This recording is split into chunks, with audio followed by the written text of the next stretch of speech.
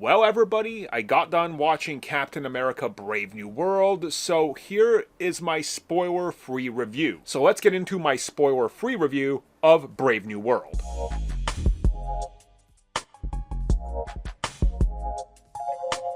Just so we are very clear and all on the same page, a lot of people know Captain America is my absolute favorite Marvel Cinematic Universe character. All the films are in my top 5 MCU films. It's a character that I absolutely fell in love with when I moved to the United States as a very young kid, when I was like 8 years old. So Captain America imprinted on me. So there is a degree of bias in this, but there's a degree of bias in everything. People that don't like Captain America will lean towards not understanding it. Spider-Man fans will be biased for Spider-Man. Superman fans, Batman fans, and so forth. I just want to get that out here just as clear as day so you guys can understand what I'm talking about. I absolutely love Captain America, Sam Wilson, John Walker, the other 5 Captain Americas, and even Sam Wilson. Every version of the character I absolutely adore for different reasons. So getting into Sam Wilson getting the shield at the end of Endgame, and then watching the Falcon and the Winter Soldier, and then kicking off the story with Captain America Brave New World, where he is Captain America, I think that there's a very clear-cut missing piece of the puzzle if you don't watch the Falcon and the Winter Soldier. Now, they do a fine enough job of just kind of picking up the pieces and explaining and catching everybody up quickly, but I feel like if you watch the Falcon and the Winter Soldier, you have a bigger appreciation for many elements in the series, such as Isaiah Bradley, Cap's relationship to him, and of course, his relationship to Joaquín Torres, aka the new Falcon. Again, they do a fine enough job of catching us up, but the series provides more context. Now, context is key here because this is a very brisk, fast-moving film. There's a lot of times where I felt like they could have hung on that moment just for a minute longer, or they could have done a little bit more with the dialogue to explain some of the things going on instead of what felt like a speed run through this story. Now, that's not necessarily bad because there's an urgency to this story from the moment the film starts to when we find out what the plot is to the characters involved with the overarching story and the villains and everything. It's sort of built up like 24, the TV series, where every hour counts. And again, I appreciate that, but I just felt like there was moments in this film where we needed to hang just for a little bit longer on various little aspects of it, whether it was character development or how fast we move on from a sequence or something like that. Again, not that it's bad, because I thought they handled it just fine, but some moments just feel like we need a little bit more. Almost like that moment in Thor Ragnarok where Odin dies, and quickly we just move on to the next scene. You're like, dude, they don't even have a second to take a breath on that moment. I felt like that here at least twice that I can remember off the top of my head. So now let's get into the story. It's pretty basic. Captain America is at some odds with the government and how he's playing up Captain America, where we got Thunderbolt Ross, he says the line, "You're not Steve Rogers." But his understanding of Steve Rogers is off.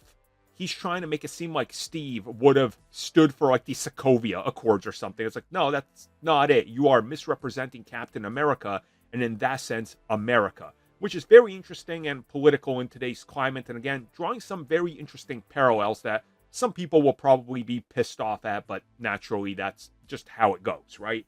At the same time, we got the mystery of the leader and what has he been doing and what is the New World Order or Brave New World, And again, I'm going to have to avoid spoilers here, so nothing more on that.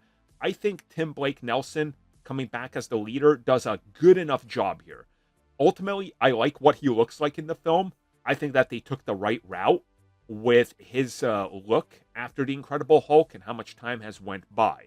And speaking of the Incredible Hulk, this is essentially a Incredible Hulk 1.5 to a degree. There's a lot of elements that connect straight back to that and obviously are building up off of that film, the events in the film and what goes on, what transpired, and even mentions of some of the bigger Marvel world with, what's been going on with the whole Hulk stuff. Now, speaking of that, we got Thunderbolt Ross, played by Harrison Ford. For the time he's in the film, he does a great job. You can tell Harrison Ford is having the time of his life, man. Like, he has energy. He feels like he's 20 years younger in this, and just, he's got like a skip to his step that I haven't seen Harrison Ford have since like the late 90s. It's kind of weird to see him this excited and care about a project this much, and that really does shine through the role. Some of the other characters that are in this are Giancarlo Esposito. He is, of course, playing the leader of the Serpent Society. The Serpents are in this. I'm not going to spoil how they're handled or what they do, but they serve a purpose in this, and you can definitely tell this is the start of what they're going to be doing in the MCU, and they're not going anywhere. They're going to be back probably as somewhat bigger players than what they are in this.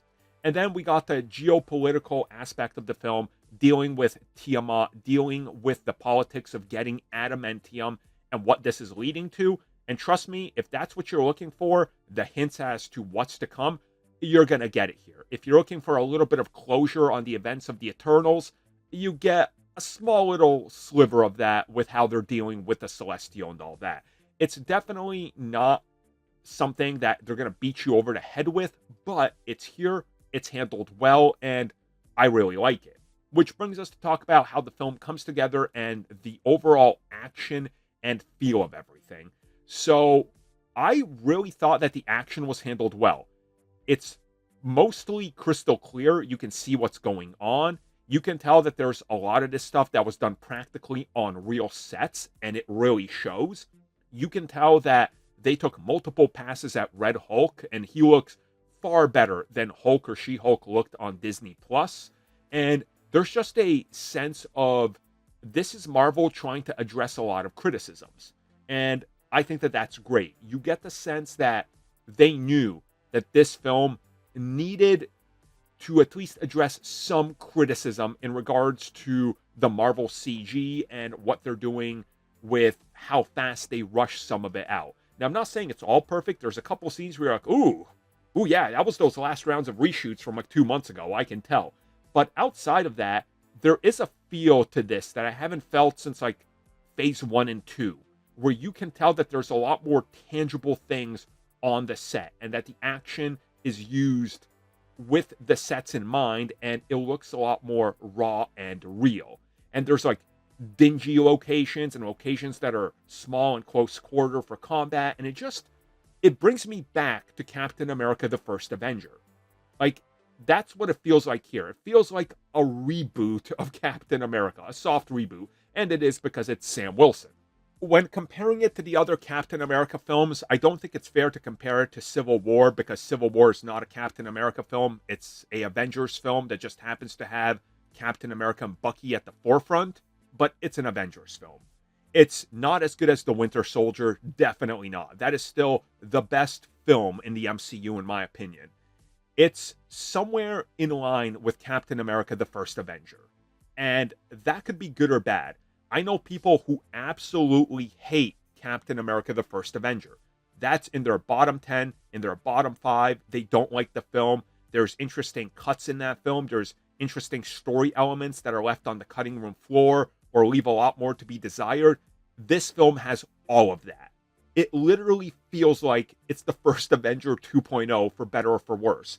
Now, people that have been on this channel for a while, that have seen our rankings and things like that, know that the first Avenger is my favorite Marvel film in the MCU. I don't think it's the best. I think it's one of the in the middle of the road if it comes to that. But to me, it's my personal favorite. This is definitely a film that's in my top 10, but I don't know where to put it. I need to see it a couple more times to really get a sense of it. But again, there is the Captain America fanboy bias, so that's obviously skewing for what I like more than anything else, you know? So I leave you with that. If you like Captain America so far, and you have an open mind, and you're more in line with the first Avenger and getting a pseudo sequel to The Incredible Hulk, I think you're going to find a lot of enjoyment here. If you're looking for the next coming of the Winter Soldier, I got some bad news, because you're not going to get that here. There are elements of it here, yes. It's definitely here.